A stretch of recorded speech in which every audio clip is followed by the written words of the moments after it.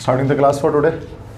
So yesterday I told you something about radioactivity and how it was discovered and what were the contributions of Henri Becquerel and Madame Curie. So Henri Becquerel was a French scientist who actually discovered the phenomena of radioactivity. Then Madame Curie was the woman along with her husband Pierre Curie. She discovered the first radioactive element, that was radium, and then she discovered the second radioactive element, that was polonium.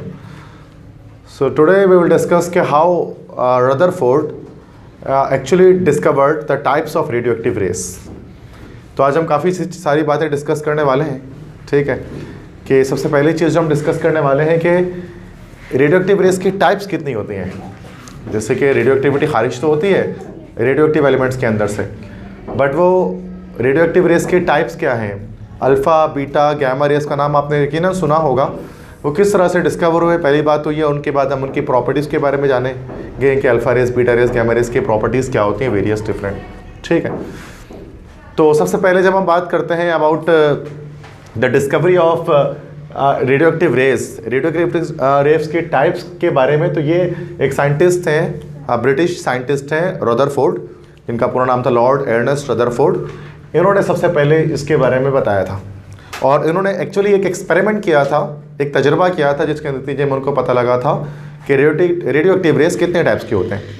और वो तजर्बा क्या था, यहाँ मैंने diagram में उस experiment को शो किया है, रदरफोर्ड के एक्सपेरिमेंट को, कि उन्होंने कोई एक radioactive element like let suppose radium, उन्होंने जो है वो एक लेड ब्लॉक के अंदर रख दिया, एक लेड ब्लॉक के अंदर रख दिया, जिसकी सिर्फ एक साइड से ओपनिंग थी, एक साइड से वो ओपन था, बाकी हर तरफ से वो बंद था। लेड ब्लॉक ही क्यों लिया गया?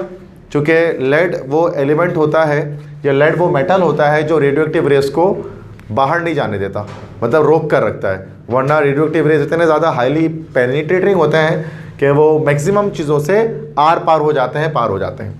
तो लेड ब्लॉक जो होता है, शीशे की दीवार जिसको हम उर्दू में कहते हैं, तो या शीशा पिलाई दीवार भी जिसको हम कह सकते हैं, कि वो उससे क्या होता है कि रेडियोएक्टिव रेस बाहर नहीं जाते, तो सिर्फ जहाँ से ओपन होगा वहीं से बाहर निकलेंगे, ठीक है।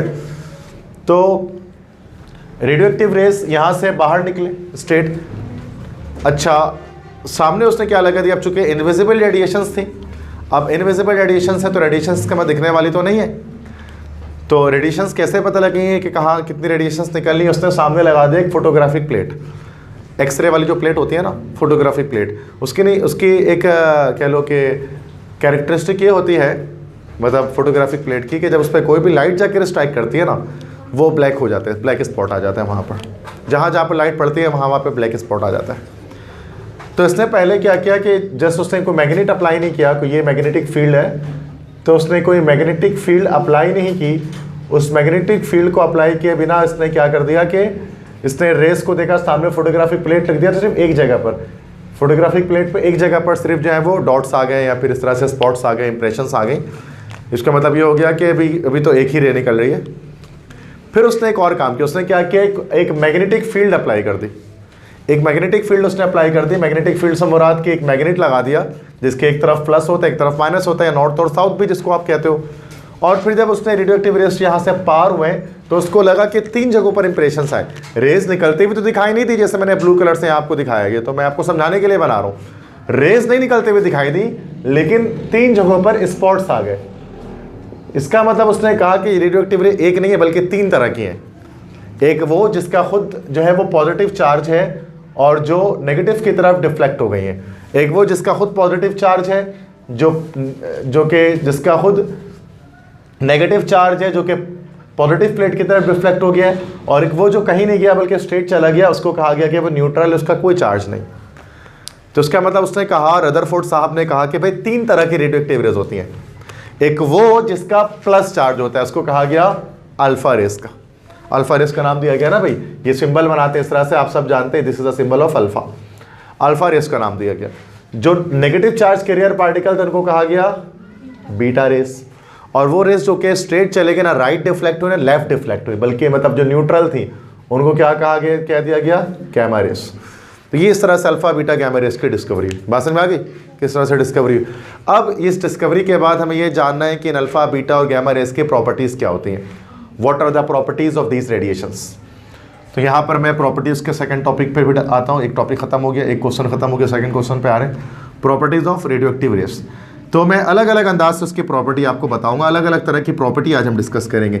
नेचर भी बताऊंगा, मास भी बताऊंगा, चार्ज भी बताऊंगा, वेलोसिटी भी बताऊंगा, पेनिट्रेशन पावर भी बताऊंगा और आयनाइजिंग पावर भी बताऊंगा। नेचर से मुराद तो ये हो कि हम उसकी जो है फितरत को जानेंगे कि उसकी नेचर कैसी है। मास से मुराद हम उसका वज़न जानेंगे। चार्ज को तो चार्ज ही कहते हैं कि उसका चार्ज कितना ये जानेंगे। वेलोसिटी मतलब किस रफ्तार से वो मूव करती है वो जानेंगे। इसके बाद हम जानेंगे पेनिट्रेटिंग पावर। पेनिट्रेटिंग पावर से मुराद होती है कि जज्ब होने की सलाहियत, घुस जाने की सलाहियत, कि किसके अंदर जो है वो जज्ब होने की या घुस जाने की सलाहियत ज़्यादा से ज़्यादा मौजूद है, उसको हम जानेंगे। आयनाइजिंग पावर, आयनाइजिंग से मुराद होता है इलेक्ट्रॉन को बाहर निकालने की ताकत। इलेक्ट्रॉन को बाहर निकालने की ताकत किसके अंदर है ज़्यादा, वो चीज़ देखेंगे। तो काफ़ी सारे जो है वो यहाँ पर मैं आपको बताने वाला हूँ points alpha beta gamma rays के बारे में।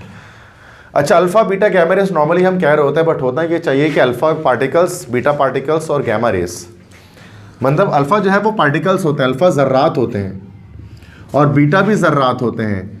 सिर्फ गैमा जो है वो रेज होती है। सिर्फ गैमा वो है जो कि शुआएँ हैं हमारे पास। क्यों? क्योंकि अल्फ़ा पार्टिकल हर वो चीज़ जिसका मास, उसका अपना एक मास है, इसका वज़न है, तो ये पार्टिकल है। इसका भी मास, इसका भी वज़न है, तो ये पार्टिकल है। जबकि इसका नो मास, इसका कोई मास नहीं है, ये जैसे एक रे है। तो नॉर्मली अल्फ़ा पार्टिकल और बीटा पार्टिकल्स होते हैं, जबकि गैमा पार्टिकल्स नहीं होते, गैमा रेज होते हैं। वैसे नॉर्मली ज़्यादातर स्टूडेंट अल्फ़ा रे, बीटा रे, गैमा रे बोल रहे होते हैं, ठीक है, बट अल्फ़ा और बीटा पार्टिकल्स होते हैं, रेज नहीं होते ये, ठीक है। अच्छा, नेचर से मुराद क्या कि उसकी कैसी नेचर है, पार्टिकल नेचर है कि वेव नेचर है, ये चीज़ देखनी है। तो ये बात तो आप सब जान चुके हैं। सिंपल मैं जो भी बात बता रहा था आपको कि अल्फ़ा पार्टिकल का जो नेचर है वो कैसा नेचर है, पार्टिकल नेचर है। जबकि बीटा पार्टिकल का कैसा नेचर है, पार्टिकल ही नेचर है। जबकि गैमा रेस का नेचर जो है वो क्या है, ये पार्टिकल्स नहीं है, ये वेव्स हैं असल में, ठीक है। कब ये वेव्स हैं असल में, ये वेव नेचर रखती हैं, ठीक है, पार्टिकल नेचर नहीं रखती। अब कौन से पार्टिकल की सूरत में ये भी जानना पड़ेगा आपको कि अल्फ़ा पार्टिकल्स और पार्टिकल्स तो हैं, बट कौन से पार्टिकल्स हैं, पार्टिकल्स के बारे में भी हमें इंफॉर्मेशन होनी चाहिए। तो ये हमारे पास जो होता है ना, हीलियम न्यूक्लियस होती है, हीलियम न्यूक्लियस। अल्फ़ा पार्टिकल्स असल में एक अल्फ़ा पार्टिकल एक हीलियम का न्यूक्लियस होता है, और हीलियम की न्यूक्लियस की सूरत में क्या कर रहे होते हैं, ये फैल रहे होते हैं। हीलियम का न्यूक्लियस आप जानते हैं ना, He2 4, जिसको हम लिख सकते हैं atomic number 2, atomic mass 4, this is helium nucleus. और एक हीलियम के न्यूक्लियस में आप जानते हैं, अगर मैं यहाँ पे हीलियम के न्यूक्लियस ड्रॉ करूँ तो उसमें 2 प्रोटॉन और 2 न्यूट्रॉन होते हैं, दिस इज हीलियम न्यूक्लियस। सही है, क्योंकि हीलियम एक हमारे पास एलिमेंट है जिसका एटॉमिक नंबर 2, एटॉमिक मास 4 होता है। एटॉमिक नंबर 2 मतलब नंबर ऑफ प्रोटॉन्स 2 हैं, और मास नंबर 4 मतलब प्रोटॉन प्लस न्यूट्रॉन दोनों को मिलाकर 4 है, तो 2 + 2 = 4 हो गया। इसी को हम लोग इस तरह भी लिख सकते हैं, ऐसे He2 और 4। सही है, तो ये हीलियम न्यूक्लियस की सूरत में फैलते हैं अल्फ़ा पार्टिकल्स। हीलियम के न्यूक्लियस होते हैं, इस नेचर में ये फैलते हैं, या इस नेचर में ये निकलते हैं एटम के अंदर से, 2 प्रोटॉन और 2 न्यूट्रॉन की सूरत में बाहर आते हैं। हीलियम का पूरा न्यूक्लियस समझ लो बाहर आता है। इस तरह से बीटा पार्टिकल्स की बात की जाती है, तो बीटा पार्टिकल का जो नेचर होता है वो भी पार्टिकल नेचर होता है। और अगर पूछे कौन से पार्टिकल के नेचर होता है, तो हम बोलते हैं दे आर एक्चुअली इलेक्ट्रॉन्स। ये इलेक्ट्रॉन्स होते हैं, तो नॉर्मल इलेक्ट्रॉन होता है ना, तो जब इलेक्ट्रॉन न्यूक्लियस के अंदर से बाहर आता है तो हम उसको कहते हैं कि बीटा पार्टिकल्स या बीटा रेस बाहर आ रहे हैं। सही है। अच्छा, normally there is one question that arises in the mind of students कि how come an electron comes out from the nucleus of an atom। तो एक ये सवाल जो बच्चों के जहन में आता है कि आखिरकार एटम के न्यूक्लियस में से इलेक्ट्रॉन किस तरह से बाहर आ सकता है।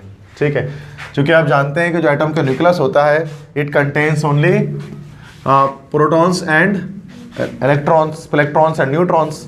ठीक है, और रेडियो एक्टिविटी एक न्यूक्लियर फिनोमिना, ये भी मैंने आपको बताया था। न्यूक्लियस जब टूटता है, न्यूक्लियस जब डिसइंटीग्रेट होता है, तब जाकर न्यूक्लियस के अंदर से जो है वो अल्फा बीटा गैमा रेज निकलते हैं। सिर्फ न्यूक्लियस के अंदर होता है ये रेडियो एक्टिविटी, न्यूक्लियस के बाहर रेडियो एक्टिविटी का वजूद कहीं नहीं है। न्यूक्लियस के अंदर से बाहर आती है, इलेक्ट्रॉन्स उसमें कोई काम नहीं करते। तो न्यूक्लियस की अगर हम बात करें अच्छे, तो न्यूक्लियस के अंदर तो सिर्फ और सिर्फ there are only protons and neutrons, electron तो होता नहीं। और जो बीटा पार्टिकल्स होता है वो इलेक्ट्रॉन की सूरत में बाहर निकलते हैं न्यूक्लियस के अंदर से।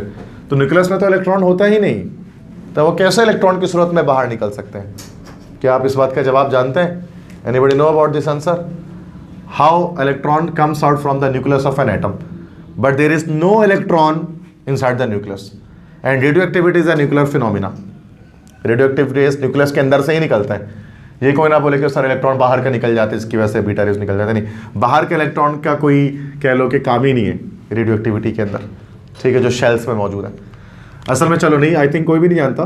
देखो प्रोटॉन्स जो है ना, लेट्स से मैं प्रोटॉन्स को रेड कलर से बता दूं, किसी एटम में जैसे कि 3 प्रोटॉन्स हैं और किसी एटम में जो है वो 3 न्यूट्रॉन्स हैं, ठीक है, समझ जाओ जिस तरह से। अब क्या होगा कि ये जो एक न्यूट्रॉन होता है ना, इस एक न्यूट्रॉन को अगर मैं जूम कर दूं तो इस तरह से बड़ा करके अगर मैं दिखाऊं, ये रहा एक न्यूट्रॉन, दिस इज 1 न्यूट्रॉन, ठीक है, इतना बड़ा होता नहीं है ये, इसलिए आपको दिख जाए इसके लिए बता रहा हूं, होता तो बहुत इतना छोटा है कि आप सोच भी नहीं सकते, ठीक है। अब एक न्यूट्रॉन जो होता है ना, असल में ये मिला हुआ होता है, बना हुआ होता है 2 चीज़ों से। वैसे इससे एक और सवाल भी क्लियर हो जाएगा कि why the atoms, why the neutrons are neutral in nature. जब बीटा डिके होता है, जब बीटा पार्टिकल्स निकलते हैं तो ये एक न्यूट्रॉन बीच से टूट जाता है, ठीक है, बीच से टूट जाता है, एक का चार्ज प्लस होता है, एक का चार्ज माइनस होता है, तो ये एक होता है आपका प्रोटॉन और एक होता है आपका इलेक्ट्रॉन।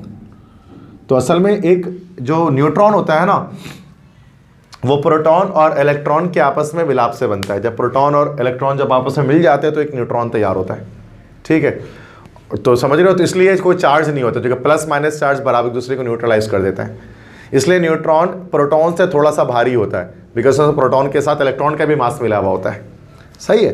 तो ये क्या होता है कि जब भी बीटा रेज निकलते हैं ना, तो एक न्यूट्रॉन जो है, न्यूट्रॉन्स टूट जाते हैं, और जब न्यूट्रॉन टूटता है तो जो इलेक्ट्रॉन है ना, ये वाला इलेक्ट्रॉन, न्यूट्रॉन के टूटने से जो इलेक्ट्रॉन बना, यही इलेक्ट्रॉन बाहर निकलता है बीटा रेस की सूरत में, समझ गए। तो इस वजह से बीटा पार्टिकल्स इलेक्ट्रॉन नेचर रखते हैं, इस वजह से वो न्यूक्लियस के अंदर से निकल पाते हैं by the disintegration of a neutron inside the nucleus of atom. वरना हमेशा ये बात आपको सर में दर्द ही करते रहेगी कि ऐसा कैसे हो सकता है कि इलेक्ट्रॉन न्यूक्लियस के अंदर से निकल जाए। अगर कॉन्सेप्चुअली पढ़ो तो, अगर रट्टा लगाओ तो सब कुछ मुमकिन है, कुछ भी लिखा हो रट्टा मार लो, उसमें क्या। लेकिन समझ में आने के लिए आज से तो ये जाहिर सी बात एक अजीब सी बात थी, स्ट्रेंज सी बात थी कि न्यूक्लियस के अंदर से कैसे इलेक्ट्रॉन निकल सकता है, तो मैंने आपको डिटेल में बता दिया। नेक्स्ट, गैमा रेस की बात करें तो गैमा रेस का पार्टिकल नेचर है ही नहीं, किसी पार्टिकल की वजह से नहीं निकलते ये। मतलब अल्फा रेस तो पार्टिकल है ना, 2 प्रोटॉन 2 न्यूट्रॉन मिलकर बाहर निकल गया तो अल्फा रे निकल गया। बीटा रे निकलना है तो एक न्यूट्रॉन टूटा अंदर और एक जो इलेक्ट्रॉन प्रोटॉन बना, इलेक्ट्रॉन बाहर निकल गया, प्रोटॉन अंदर ही रह गया। गैमा रे किसी पार्टिकल के डिसोसिएशन से नहीं निकलते, वो डायरेक्ट एनर्जी की सूरत में बाहर आ जाते हैं, वो वेव्स होते हैं। और वेव्स भी कैसे वेव्स होते हैं, they are actually electromagnetic waves. ये इलेक्ट्रोमैग्नेटिक वेव्स होते हैं, जैसे लाइट है ना, light is also electromagnetic wave. Gamma rays भी इलेक्ट्रोमैग्नेटिक वेव होते हैं, बट इनकी जो फ्रीक्वेंसी होती है वो कहीं ज़्यादा होती है और उनकी जो वेलोसिटी होती है वो काफ़ी ज़्यादा, मतलब फ्रीक्वेंसी बहुत ज़्यादा होती है, उसकी एनर्जी भी बहुत ज़्यादा होती है और बहुत लो वेवलेंथ होती है, तो काफ़ी डेंजरस होते हैं ये बनिस्बत उसके कि आप वो कह लें कि। तो इलेक्ट्रोमैग्नेटिक वेव ही, जो लाइट भी इलेक्ट्रोमैग्नेटिक वेव है, EM वेव, जिसको फिजिक्स में पढ़ा होगा आपने मैट्रिक क्लास में। लाइट भी एक इलेक्ट्रोमैग्नेटिक रेडिएशन, इलेक्ट्रोमैग्नेटिक वेव है, और गैमा रेज भी इलेक्ट्रोमैग्नेटिक वेव है। लेकिन क्या है कि इनकी जो फ्रीक्वेंसी है वो बहुत ज़्यादा है, वेवलेंथ बहुत कम है, और वो बहुत ज़्यादा डेंजरस इस वजह से होते हैं। चूँकि इलेक्ट्रोमैग्नेटिक वेव तो हर वो वेव जो जिसको ट्रैवल करने के लिए मीडियम की जरूरत नहीं चाहिए, वो आपका इलेक्ट्रोमैग्नेटिक वेव है। वो एक तरह की थोड़ी ना है, वो बहुत सारी हैं वो तो जिससे मोबाइल फ़ोन चल रहा है, मोबाइल फ़ोन के जो सिग्नल आ रहे हैं, रेडियो वेव, वो भी इलेक्ट्रोमैग्नेटिक वेव है। 3 × 10 की पावर 8 मीटर पर सेकंड से ट्रैवल करती है।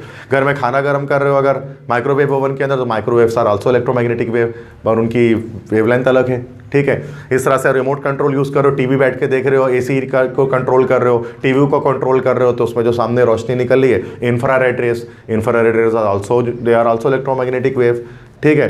इस तरह कैमरा लगा हुआ, night vision camera, red colour की लाइट जल जाती है जब अंधेरा होता है, वो भी इंफ्रारेड रेज जो होता है इलेक्ट्रोमैग्नेटिक वेव्स हैं। ये जो रोशनी आपको दिख रही है जिसकी वजह से हर चीज़ रोशन हो रही है, विजिबल रेज, लाइट रेज जिसको हम कहते हैं, ये भी इलेक्ट्रोमैग्नेटिक वेव्स हैं, ठीक है। इस तरह से वो सूरज एक रोशनी जो दे रहा है, जो कि ओजोन लेयर रोक दे रहा है अपने ऊपर, ultra violet radiations, UV rays, वो भी इलेक्ट्रोमैग्नेटिक वेव्स हैं, लेकिन थोड़ा डेंजरस है। इस तरह से वो एक्सरे जो कि हमने डिस्चार्ज ट्यूब एक्सपेरिमेंट के अंदर पढ़ा था, वो एक्सरे जिससे हड्डियों का पता लग रहा है कि हड्डी कहाँ फ्रैक्चर हुई कहाँ नहीं हुई, वो एक्सरे भी आपके इलेक्ट्रोमैग्नेटिक वेव है, ठीक है। इस तरह से ये गैमा रे जो एटम बम के धमाके के बाद निकलता है या जो न्यूक्लियस के अंदर से निकलता है, ठीक है, गैमा रेस एक इलेक्ट्रोमैग्नेटिक वेव, वो भी इलेक्ट्रोमैग्नेटिक वेव है। तो ये सारे के सारे, अगर आप रेडियो वेव्स कह लो, माइक्रोवेव्स कह लो, इंफ्रारेड रेव्स कह लो, आप विजिबल रेव्स कह लो, आप कह लो अल्ट्रावायलेट रेज, आप कह लो एक्सरे, आप कह लो गैमा रे, ये सब के सब इलेक्ट्रोमैग्नेटिक वेव्स हैं।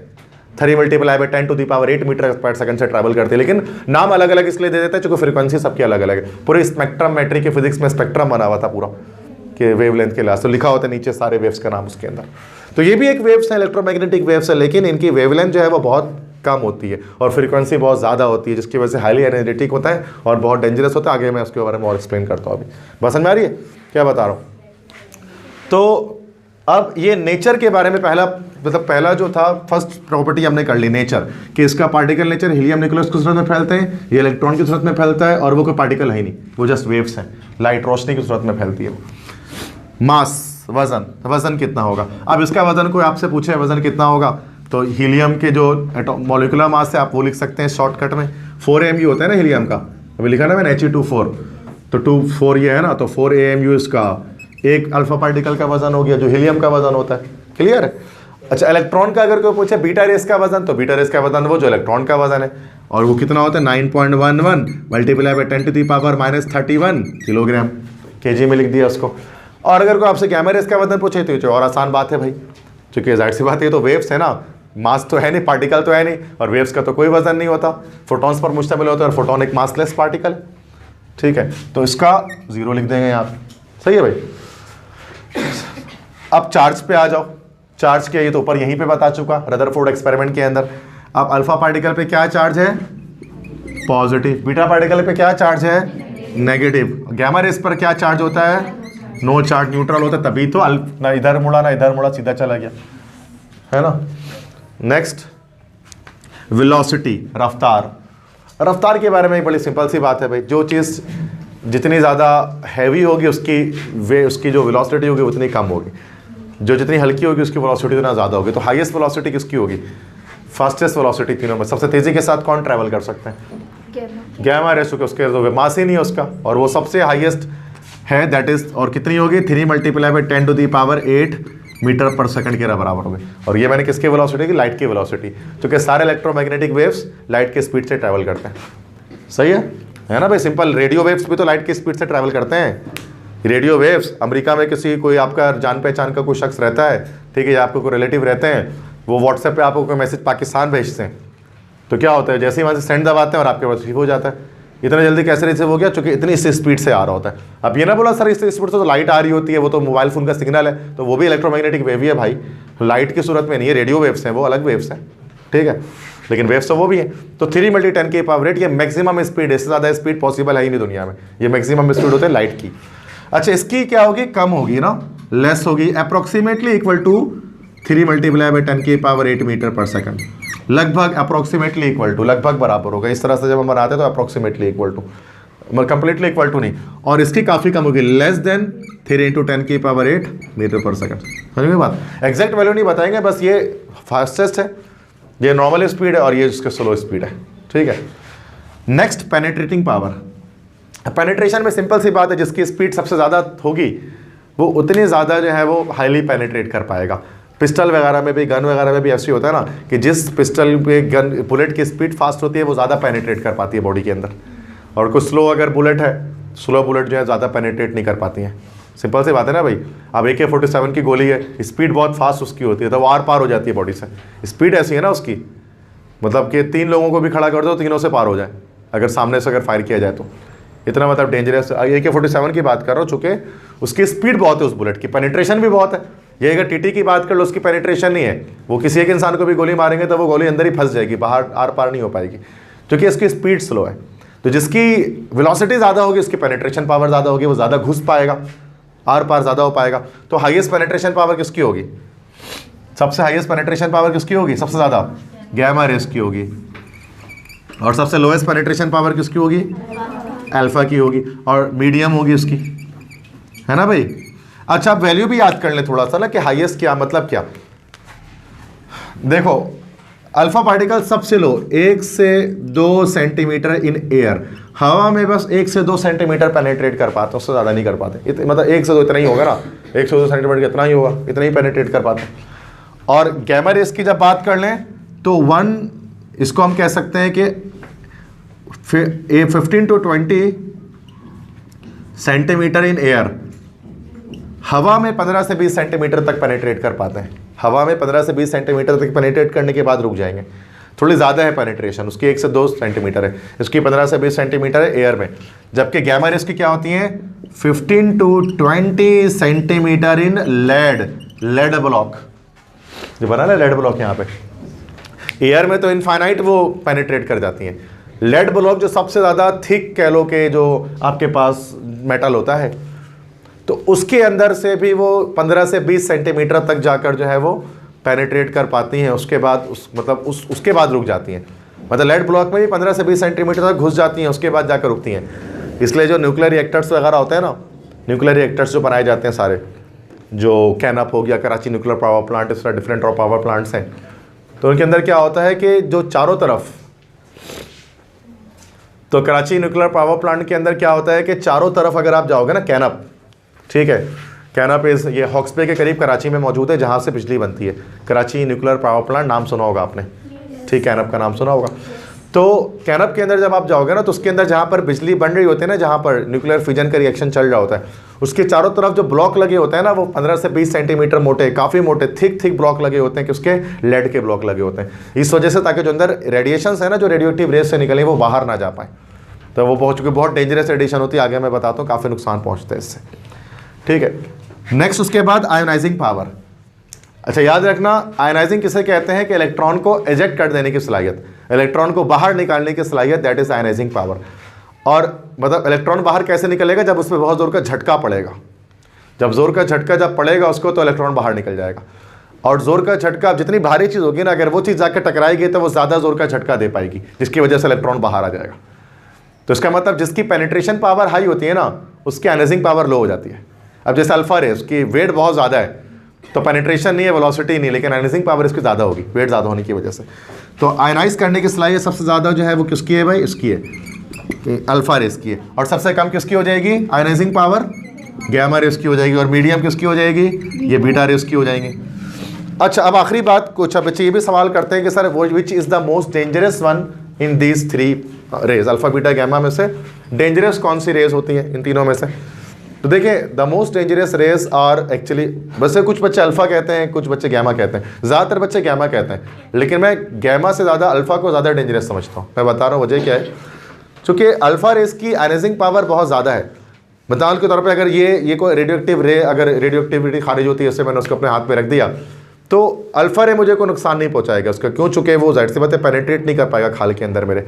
लेकिन अगर इसी तरह से अगर मेरे हाथ में कहीं कट लगा हो, या खाने में कहीं अल्फा पार्टिकल मिक्स हो गया है, खाने में आ गया कोई रेडियो एक्टिव रे, या इस तरह से मेरे मुंह में चला गया, या मैंने उसको खा लिया, किसी तरह से इनटेक कर लिया, मेरी बॉडी में कहीं से भी वो चला गया, अब वो क्या होगा, जैसे ही बॉडी में जाएगा ना, वो फ़ौरन से क्या करेगा, ब्लड को आयोनाइज कर देगा।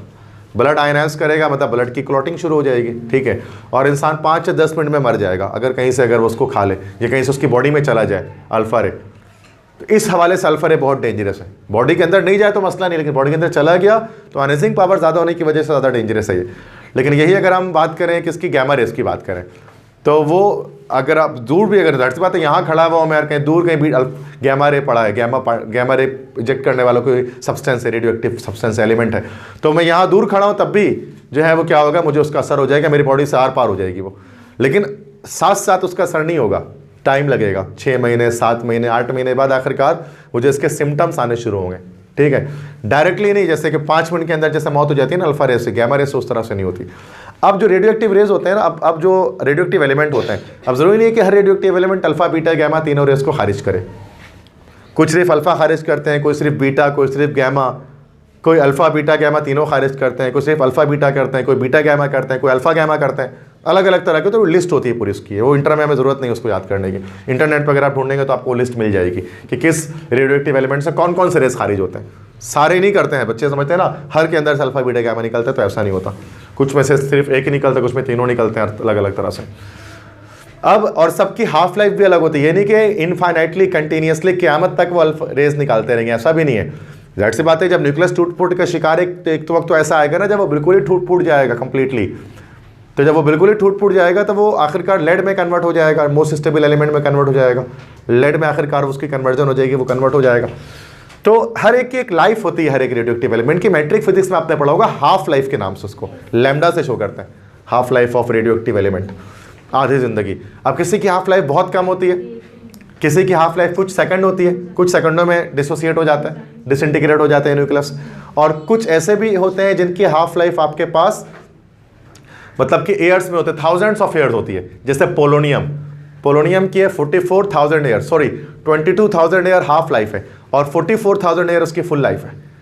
44,000 ईयर्स के बाद उसके असरात ख़त्म होते हैं।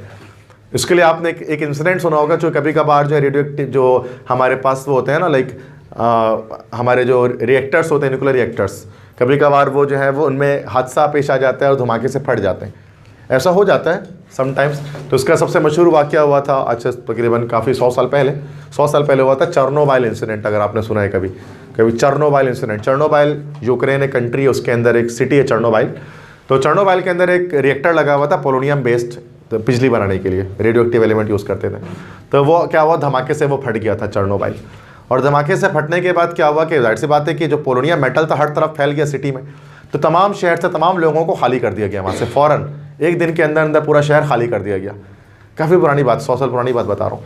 वो खाली कर दिया गया और सब कुछ खाली हो गया, ठीक है। चेर्नोबिल की बात कर रहा हूँ मैं, वहाँ से सब लोग चले गए और चारों तरफ से उस शहर को सील कर दिया गया। चारों तरफ बड़ी बड़ी दीवारें खड़ी कर दी गई और चारों तरफ जो है वो do not enter, do not enter, do not enter, ये सब लिख कर लगा दिया। पीले पीले होते हैं ना वो, जो टेप जैसे लगाते थे पूरे शहर के चारों तरफ। वो पूरा शहर सील है और शहर के अंदर एरोप्लेन्स भी हैं, प्लेन्स भी हैं, ट्रेन भी है, कार भी है, बसेस भी हैं, घर भी है, सब कुछ है। लेकिन सालों से वो शहर सील है, मतलब घोस्ट टाउन बना हुआ है वो पूरा का पूरा। एक बंदा उसमें गया नहीं, क्योंकि उसके अंदर रेडियो एक्टिव रेस हैं। चूँकि वो पोलोनियम बेस्ड था ना, तो 44,000 ईयर्स तक जो है वो उसकी रेडियो एक्टिविटी उसी शहर के अंदर मौजूद रहेगी।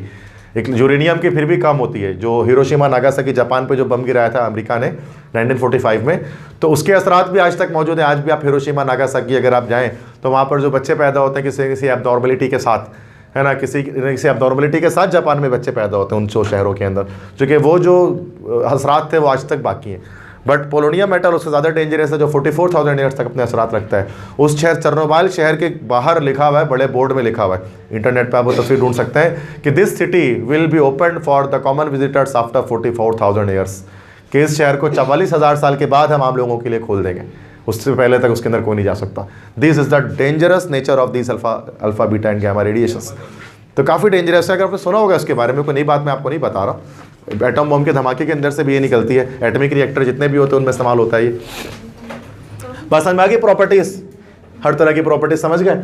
नेक्स्ट, अच्छा अब और एक चीज़ समझ लो ज़रा रेडियो एक्टिव डिके के बारे में। आयनाइजिंग पावर, इलेक्ट्रॉन को बाहर निकालने की सलाहियत या ताकत, ठीक है, आयनाइजिंग पावर। नाउ और कुछ चीज़ें सुन लें। रेडियो एक्टिव डिके, ये भी समझे, एमसीक्यूज में आएगा ये आपके पास। Radioactive decay, radioactive decay किसे कहते हैं कि जब कभी किसी एलिमेंट से रेडियो एक्टिविटी खारिज हो जाती है तो उस सूरत में उस एलिमेंट के अंदर क्या चेंजिंग आती है, उसका न्यूक्लियस किस तरह तब्दील हो जाता है। जो कि न्यूक्लियर रिएक्शन है तो न्यूक्लियस के अंदर चेंजिंग होगी, एलिमेंट तब्दील होगा। किस तरह से तब्दील होते हैं ये जानते हैं अभी। तो अल्फा डिके पहले बताओ, तो अल्फा रे जब डिके होगा, मतलब अल्फा रे जब निकलेगा तो सूरत में क्या होगा। मिसाल के तौर पर एक एलिमेंट हमारे पास है एक्स, ठीक है, कोई अभी एलिमेंट है एक्स, उसका सिंबल है, उसका एटॉमिक नंबर जो है वो जेड है, मास नंबर उसका ए है, ठीक है। आप जानते हैं Z होता है आपका atomic number, and atomic number tells you about the number of protons, ठीक है, या number of electrons. This A, ये ए यहाँ पर क्या होता है आपके पास, that is mass number and it tells you proton plus neutron. पता है ना, उसको लिखने की जरूरत तो नहीं है मुझे यहाँ पे कहीं पे भी, ठीक हो गए।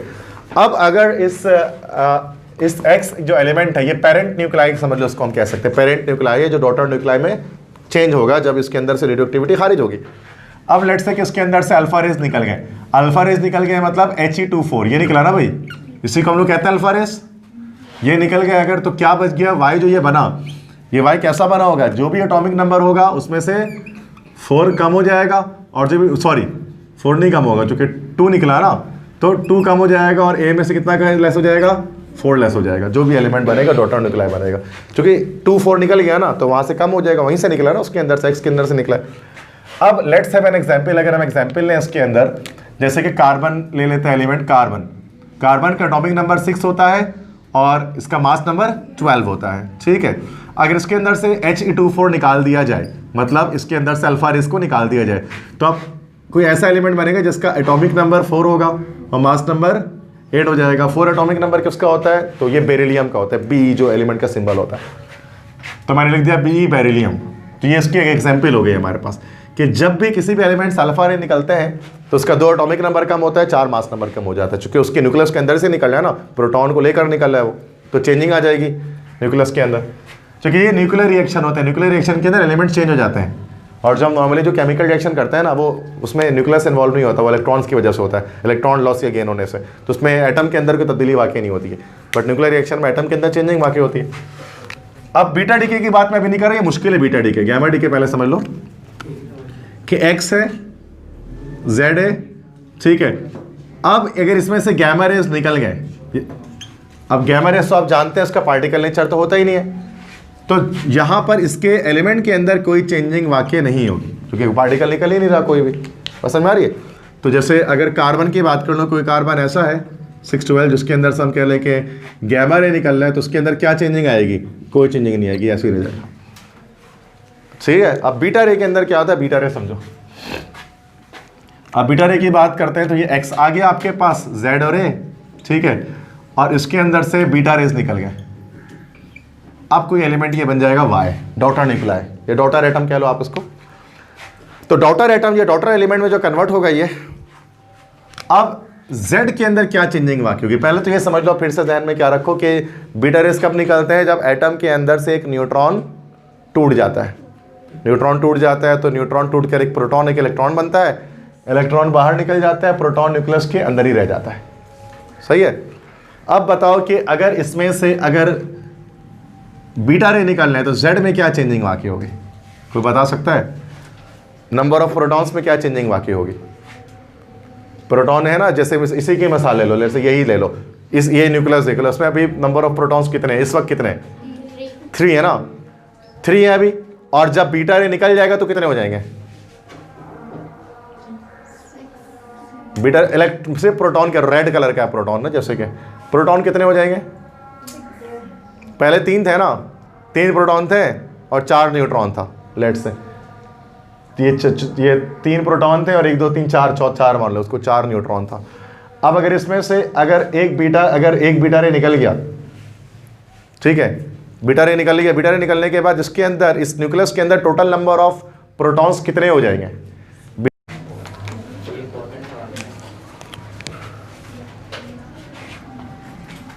हाँ जी। सो क्या जवाब आपके पास आया?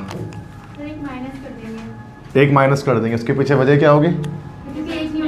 एक न्यूट्रॉन टूट गया इसकी वजह से। अच्छा, मैं बताता हूँ गलत, वैसे आंसर है, ठीक है। मैं तीनों को दोबारा बताता हूँ। अल्फा रे डीके क्या चीज़ है? देखो, अल्फा रे डीके कब होता है? कि जब हीलियम का न्यूक्लियस निकलता है, 2 प्रोटॉन और 2 न्यूट्रॉन निकल जाएंगे, ये इस तरह बाहर ये मिलके, तो ये अल्फा रे निकल गया, इसका मतलब इसके अंदर से, ठीक है, He2 जिसको हम कह रहे हैं। तो इसलिए एटॉमिक नंबर 2 कम हो जा रहा है और एटॉमिक मास नंबर 4 कम हो जा रहा है, ठीक है। गैमा रे कुछ भी नहीं निकल रहा डायरेक्ट ना, इसको कुछ छेड़छाड़ नहीं कर रहा, वो डायरेक्ट निकल जा रहा है गैमा रे, क्योंकि उसका नेचर ही नहीं है कोई, तो कोई चेंजिंग नहीं आ रही। अब मसला आता है बच्चों को बीटा रेस पर, वो समझ में नहीं आता कभी भी। बीटा रेस कब निकलते हैं? जब एक न्यूट्रॉन टूटता है, ठीक है। तो अब एक न्यूट्रॉन टूटा, अगर ये 3 न्यूट्रॉन बने हुए, रेड कलर से इस बार बना दिया मैंने, ये 3 न्यूट्रॉन बने हुए और मैंने न्यूट्रॉन को ये देखो इस तरह से तोड़ दिया। जब ये न्यूट्रॉन टूटा है तो 2 पार्टिकल, दो बन गया, एक प्लस हो गया और एक माइनस हो गया, ठीक है। और ये जो माइनस वाला है ये निकल गया, इसको हम लोग कहते हैं बीटा रेज, इलेक्ट्रॉन की सूरत में निकल गया। ये एक प्रोटॉन हो गया और ये एक इलेक्ट्रॉन हो गया, सही है। अब बच्चे कहते हैं, अभी मैंने आपको सामने लिख दिया कि एटॉमिक नंबर 1 क्यों बढ़ रहा है? चूंकि ना एक प्रोटॉन इजाफा हो जा रहा है, एक प्रोटॉन बढ़ जा रहा है। और यह सुमैया नाम है ना आपका? हाँ सर, कुछ भी नहीं होगा। यस, बिल्कुल कुछ भी नहीं होगा अगर आप कॉन्सेप्ट रखो तो। क्योंकि मास नंबर क्या होता है? P + N होता है ना, प्रोटॉन प्लस न्यूट्रॉन। अगर एक न्यूट्रॉन कम हो रहा है तो एक प्रोटॉन बढ़ भी तो रहा है। तो टोटल इस वक्त जैसे रिएक्शन से पहले 1 2 3 4 5 6 होगा इसका मास नंबर, 6 AMU 6 होगा।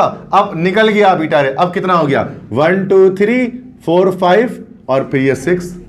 प्रोटॉन ज्यादा हो गया, न्यूट्रॉन एक टूटा तो एक प्रोटॉन बढ़ा भी तो है उसकी वजह से, तो P पे तो इजाफा ही हो गया ना, तो न्यूट्रलाइज हो गया, बराबर हो गया, बैलेंस हो गया दोनों दूसरे से। समझ में आ गई बात? तो थोड़ा सा कंसंट्रेशन चाहिए, रट्टा नहीं लगाना है, समझ जाओगे। तो इसका मतलब ये हो गया कि जो ए है ना मास नंबर, वो सेम रहेगा, उसके अंदर कोई चेंजिंग नहीं आएगी, सिर्फ एटॉमिक नंबर एक बढ़ जाएगा बीटा रेस के निकलने से।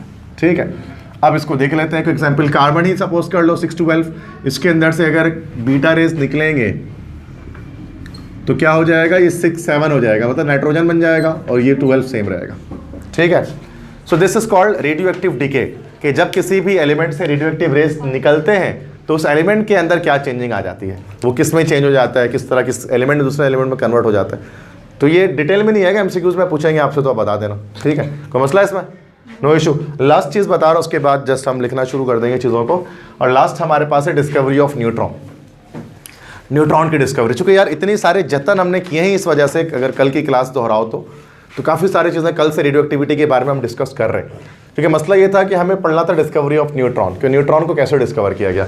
तो न्यूट्रॉन को डिस्कवर जो है वो डिस्चार्ज ट्यूब से नहीं किया गया था, बल्कि मैंने बताया था आर्टिफिशियल रेडियो एक्टिविटी से जो है डिस्कवर किया गया था। उसके लिए हमें समझना पड़ा कि रेडियो एक्टिविटी क्या फिनोमिना है, रेडियो एक्टिविटी की डिस्कवरी किस तरह से हुई, रेडियो एक्टिव रेस के टाइप्स कितने होते हैं, उनकी प्रॉपर्टीज़ क्या होती हैं, रेडियो एक्टिव रेस किसी एलिमेंट से निकल जाता है तो उसमें क्या इफेक्ट हो जाती है, सब पढ़ना पड़ा। सिर्फ इस वजह से कि रेडियो एक्टिविटी के बारे में आगे हमें डिस्कवरी ऑफ न्यूट्रॉन पढ़ेंगे उसके अंदर। ठीक है, तो न्यूट्रॉन की जो डिस्कवरी होती है वो आर्टिफिशियल रेडियो एक्टिविटी से होती है, मसनूई तापकारी से होती है। नेचुरल रेडियो एक्टिविटी के बारे में मैंने आपको बताया था, वो क्या होता है कि एटॉमिक नंबर 82 के बाद जितने भी एलिमेंट्स होते हैं वो नेचुरली रेडियो एक्टिव होते हैं, चूंकि उनका वो न्यूक्लियस अनस्टेबल होता है ड्यू टू हैवी वेट की वजह से। और आर्टिफिशियल रेडियोएक्टिव एलिमेंट कौन से होते हैं, तो कोई भी एलिमेंट आर्टिफिशियली रेडियोएक्टिव हो सकता है। जब हम उसको रेडियोएक्टिव बना दें, जानबूझ के हम क्या करें, हम उसके न्यूक्लियस को हैवी करते हैं किसी सबएटॉमिक पार्टिकल को बम्बार्डमेंट करके, उसको फायर करके। ठीक है, और ऐसे ही किया था 1934 में, 1934 में एक साइंटिस्ट ने जिनका नाम पे James Chadwick, Nobel prize holder है। ठीक है, तो उनके बारे में हम यहाँ पर जो है वो डिस्कस करने वाले। देखो J Thomson, sir J Thomson ने इलेक्ट्रॉन की प्रॉपर्टीज़ बताई थी, इलेक्ट्रॉन पर उन्होंने काम किया था। ठीक है, और उनके शागिर्द थे रदरफोर्ड ने प्रोटॉन पर काम किया था, प्रोटॉन पर वर्किंग की थी। उनके स्टूडेंट थे जे थॉमसन के स्टूडेंट थे रदरफोर्ड, और रदरफोर्ड के स्टूडेंट थे जेम्स चैडविक, जिन्होंने न्यूट्रॉन को डिस्कवर किया था। तो ये 3 नस्लें हैं जिसके बारे में हम पढ़ रहे हैं 3 क्लासों से। एक जे थॉमसन की नस्ल थी, ठीक है, 150 साल पुरानी, जिन्होंने जो है वो क्या किया भाई, इलेक्ट्रॉन के बारे में डिस्कवरी की। उसके बाद फिर 100 साल पुरानी एक नस्ल आई जिसको हम कहते हैं वो रदरफोर्ड की नस्ल जो थी। रदरफोर्ड जो था, जिसका स्टूडेंट था, जिसने क्या किया कि भाई प्रोटॉन के बारे में काम किया, न्यूक्लियस वगैरह को डिस्कवर किया। और रदरफोर्ड के शागिर्द था, स्टूडेंट था, 50 साल पुरानी बात है, 1934 है, थोड़ा उससे और पीछे चले जाए तो वो हमारे पास था, दैट इज़ वो जेम्स चैडविक, जिसने न्यूट्रॉन को डिस्कवर किया था। तो ये तीनों का रिलेशन आपस में जो है स्टूडेंट टीचर का। ठीक है, तो एक इंटरेस्टिंग एक कोइंसिडेंस इत्तेफाक है, उसने इत्तेफाक है कि सब नसीब में इन्हीं के एक दूसरे के शागिर्दों का नसीब हुआ जाकर, कि टीचर के अंदर अगर स्किल्स हो ना तो स्टूडेंट वो अपने जैसे पैदा कर सकता है। कि अगर टीचर में इलेक्ट्रॉन जो है दरियाफ्त करने की सलाहियत थी तो उसने ऐसे शागिर्द पैदा किए जिन्होंने प्रोटॉन डिस्कवर किया, और प्रोटॉन डिस्कवर करने ऐसे शागिर्द पैदा किए बनाए जिसने न्यूट्रॉन आकर डिस्कवर किया। तो स्टूडेंट पर नहीं होता, टीचर पर भी डिपेंड करता है। अगर टीचर में वो काबिलियत नहीं है तो स्टूडेंट के अंदर भी उसकी काबिलियत नहीं आ सकेगी, मुमकिन नहीं है, भले स्टूडेंट जितना भी कोशिश कर ले। तो सबसे पहली चीज़ की डिस्कवरी ऑफ न्यूट्रॉन को डिस्कवर करने के लिए 1934 में जेम्स चैडविक ने एक एक्सपेरिमेंट किया, आर्टिफिशियल रेडियो एक्टिविटी। इसमें क्या था मसनूई तापकारी के अंदर कि उसने बेरिलियम मेटल, बी होता है बेरिलियम, ये एलिमेंट है प्रोडक्ट टेबल के, एक मेटल होता है सिल्वर जैसा बेरिलियम। तो उसने बेरिलियम मेटल पर क्या किया, अल्फा रे गन के थ्रू अल्फा रेस को स्ट्राइक किया, अल्फा रे को उसने स्ट्राइक किया इस पर। और जब इसने अल्फा रे को इस पर स्ट्राइक किया बेरिलियम मेटल पर, मतलब बम्बार्डमेंट की, बेरिलियम मेटल खुद नॉन रेडियो एक्टिव होता है, रेडियो एक्टिव नहीं है, ये स्टेबल न्यूक्लियस होता है इसका। लेकिन जब उसने अल्फा रेस को इसमें स्ट्राइक किया तो उसके न्यूक्लियस में अल्फा रे चले गए, तो क्या होगा, अब उसका न्यूक्लियस हो गया अनस्टेबल, तो टूट फूट का शिकार हो गया। और उसके अंदर से कुछ हाईली पेनिट्रेटिंग रेडिएशंस निकलने शुरू हो गए, कुछ ऐसे रेडिएशंस निकलने शुरू हो गए जो बहुत ज़्यादा हाईली पेनिट्रेटिंग थी। तो उनको ये लगा कि यार ये गैमा, अच्छा उनको मैग्नेटिक फील्ड में जब उसने चेक किया, तो मैग्नेटिक फील्ड में जब चेक किया तो पता लगा कि भाई इसका कोई चार्ज नहीं है, ना पॉजिटिव ना नेगेटिव। उसको लगा कि यार ये शायद गैमा रेस निकल रहा है, जैसे गैमा रे निकल रहा है शायद कोई। उसने फिर क्या किया, एक और एक्सपेरिमेंट किया, एक पैडल व्हील लगा दिया सामने, पैडल व्हील पता है ना जो बताया था, पिन व्हील, पैडल व्हील लगा के देखा कि गैमा रेस का तो वजन होता ही नहीं, तो पैडल व्हील तो घूमेगा ही नहीं। उसने जब पैडल व्हील को लगाया तो क्या हो गया, वो घूमना शुरू हो गया। उसने बोला ये कौन सा जो है वो नेगेटिव पार्टिकल, ये न्यूट्रल पार्टिकल एटम के अंदर आ गया। न्यूट्रल डेज का तो सुना था, न्यूट्रल पार्टिकल कौन सा आ गया एटम के अंदर। फिर उसने दिमाग लगाया और सोचा और बड़ी रिसर्च के उसके बाद बताया कि एक्चुअल में ये जो चीज़ निकल रही है ना, जो हाईली पेनेट्रेटिंग भी है और उसका मास भी है, मटेरियल पार्टिकल भी है, हाँ, और उसका जो है चार्ज भी कोई नहीं, तो ये असल में दिस इज द थर्ड सब atomic particle inside atom which is called neutron. तो इस तरह से न्यूट्रॉन की डिस्कवरी होती है थर्ड पार्टिकल की। ठीक है, अब यहाँ पर देखिए एग्जाम्पल में, यहाँ पर मैं इक्वेशन कंप्लीट करता हूँ। 4 + 2 हो गया, यहाँ पर 6, कार्बन और एटॉमिक मास 12 होता है, और 4 + 9 कितना होता है, 13 होता है। तो एक कहाँ गया भाई, वो एक जो था वो न्यूट्रॉन की सूरत में बाहर निकल गया, कि ये जो बेरिलियम मेटल था ये कार्बन में कन्वर्ट हो गया, और बाकी जो 1 एटॉमिक मास बचा, मास नंबर, वो न्यूट्रॉन की सूरत में यहाँ से इजेक्ट हो गया, जिसको ऑब्जर्व किया मिस्टर जेम्स चैडविक ने 1934 में, और एक थर्ड सब एटॉमिक पार्टिकल की डिस्कवरी की। बस समझ में आ गया सबको क्या चीज़ है। सो दैट्स इट फॉर, ठीक है। अच्छा, इसके बारे में सोचा अजान के बाद फिर बात करते हैं।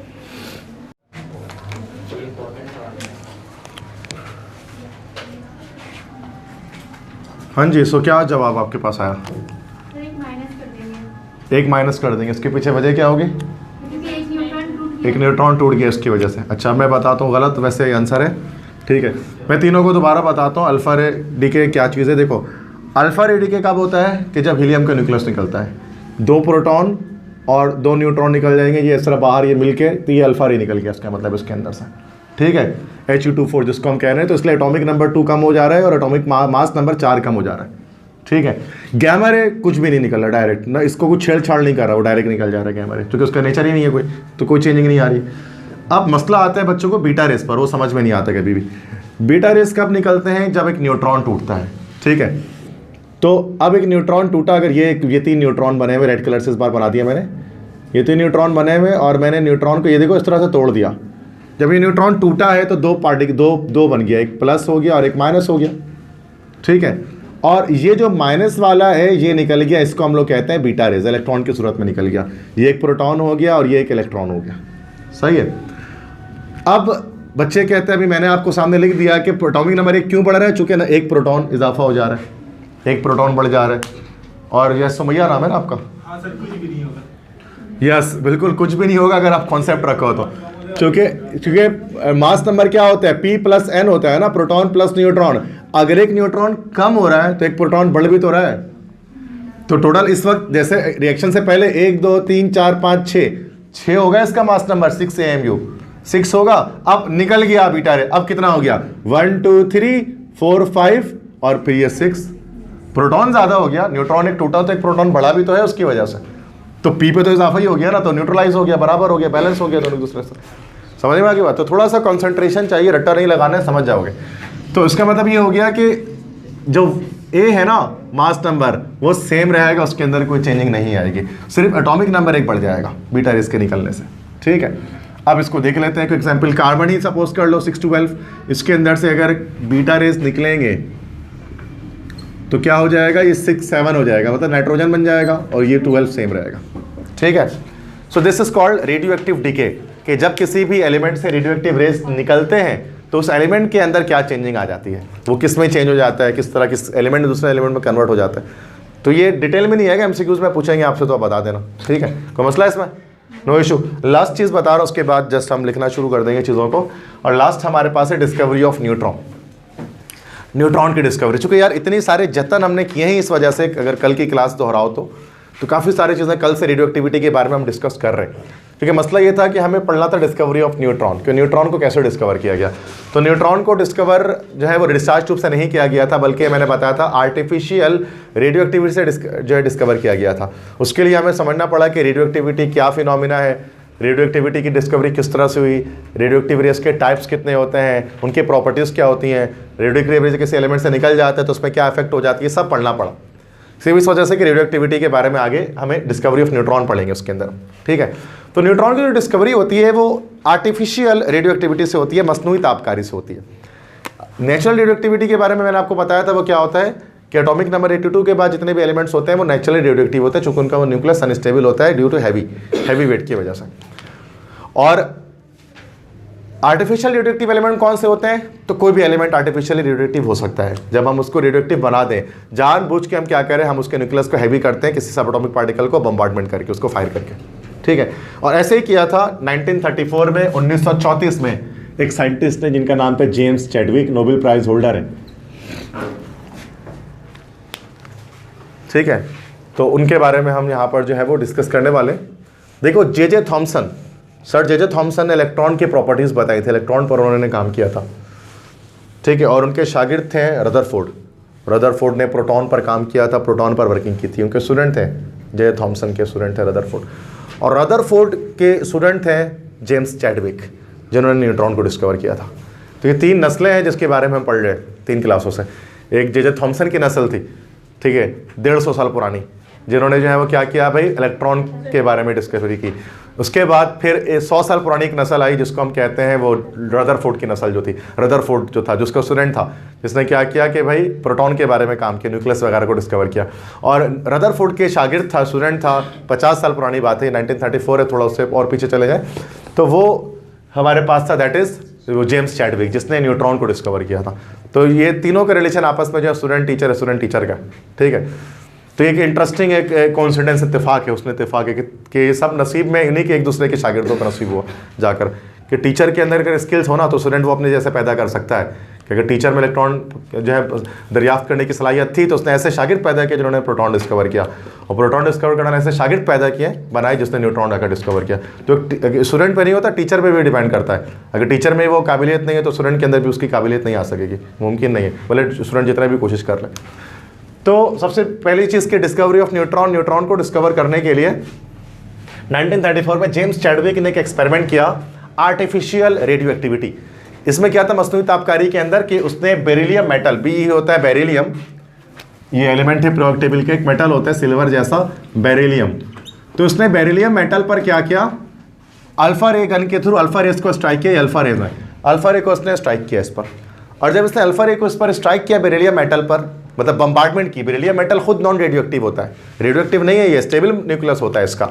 लेकिन जब उसने अल्फा रेस को इसमें स्ट्राइक किया तो उसके न्यूक्लियस में अल्फा रे चले गए, तो क्या होगा, अब उसका न्यूक्लियस हो गया अनस्टेबल, तो टूट फूट का शिकार हो गया। और उसके अंदर से कुछ हाईली पेनिट्रेटिंग रेडिएशंस निकलने शुरू हो गए, कुछ ऐसे रेडिएशंस निकलने शुरू हो गए जो बहुत ज़्यादा हाईली पेनिट्रेटिंग थी। तो उनको ये लगा कि यार ये गैमा, अच्छा उनको मैग्नेटिक फील्ड में जब उसने चेक किया तो मैग्नेटिक फील्ड में जब चेक किया तो पता लगा कि भाई इसका कोई चार्ज नहीं है, ना पॉजिटिव ना नेगेटिव। उसको लगा कि यार ये शायद गैमा रेज निकल रहा है, जैसे गैमा रे निकल रहा है शायद कोई। उसने फिर क्या किया, एक और एक्सपेरिमेंट किया, एक पैडल व्हील लगा दिया सामने, पैडल व्हील पता है ना जो बताया था, पिन व्हील, पैडल व्हील लगा के देखा कि गैमा रेज का तो वजन होता ही नहीं, तो पैडल व्हील तो घूमेगा ही नहीं। उसने जब पैडल व्हील को लगाया तो क्या हो गया, वो घूमना शुरू हो गया। उसने बोला ये कौन सा जो है वो नेगेटिव पार्टिकल, ये न्यूट्रल पार्टिकल एटम के अंदर आ गया। न्यूट्रल डेज का तो सुना था, न्यूट्रल पार्टिकल कौन सा आ गया एटम के अंदर। फिर उसने दिमाग लगाया और सोचा और बड़ी रिसर्च के उसके बाद बताया कि एक्चुअल में ये जो चीज़ निकल रही है ना, जो हाईली पेनिट्रेटिंग भी है और उसका मास भी है, मटेरियल पार्टिकल भी है, हाँ, और उसका जो है चार्ज भी कोई नहीं, तो ये असल में दिस इज अ थर्ड सब atomic particle inside atom which is called neutron. तो इस तरह से न्यूट्रॉन की डिस्कवरी होती है थर्ड पार्टिकल की, ठीक है। अब यहाँ पर देखें एग्जाम्पल में, यहाँ पर मैं इक्वेशन कंप्लीट करता हूँ, 4 + 2 हो गया, यहाँ पर 6, कार्बन और एटॉमिक मास 12 होता है, और 4 + 9 कितना होता है, 13 होता है। तो एक कहाँ गया भाई, वो एक जो था वो न्यूट्रॉन की सूरत में बाहर निकल गया, कि ये जो बेरिलियम मेटल था ये कार्बन में कन्वर्ट हो गया, और बाकी जो 1 एटॉमिक मास बचा, मास नंबर, वो न्यूट्रॉन की सूरत में यहाँ से इजेक्ट हो गया, जिसको ऑब्जर्व किया मिस्टर जेम्स चैडविक ने 1934 में, और एक थर्ड सब एटॉमिक पार्टिकल की डिस्कवरी की। बस समझ में आ गया सबको क्या चीज़ है। So that's it.